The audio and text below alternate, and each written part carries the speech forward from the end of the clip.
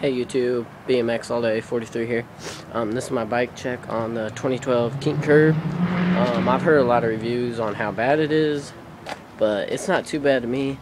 The bars are Midtown, stem, mission, standard headset, sucks, Volte forks, stock, Eastern lowdown, front rim, Odyssey tire, cranks, Mission Transit, unsealed, also suck, plastic seat,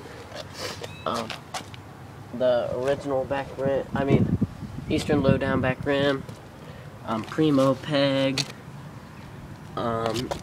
Kink 25 tooth sprocket, pedals Black Ops, and I'm getting a lot of parts off Dan's comp before Christmas, which is only like a month away. Like, subscribe, and comment on what kind of parts you think I should get.